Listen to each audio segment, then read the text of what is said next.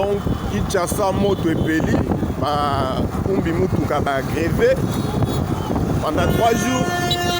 Donc taxi moto car ane moto ezongi en circulation. Donc moto ezalaki vraiment na tongo ya kosakana te. Donc so kutu bamoni mutuka na yo bimi bakitisi batu otie mutu teti batumbi yango. Et bango balobi eza tracasserie ya nzela eleki, donc trop c'est trop.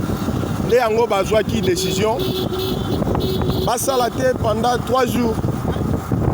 Pasi tozomona kaka mukolo lelo peza mukolo yo bana bazosala examen, donc epesi bango pasi po bakende na bacentre. Biso lokola balio ya communication tokosenga kaka na association ya bachauffeur badécision boyi, il faut komonaka batu mbala moko ya likolo osali sitting moko ti na bureau ya ministre ya transport pour exposer ba point de vue na bino ekozala malamu po boye toute une population babimi te na ba condition tozoleka nango, donc c'est très grave.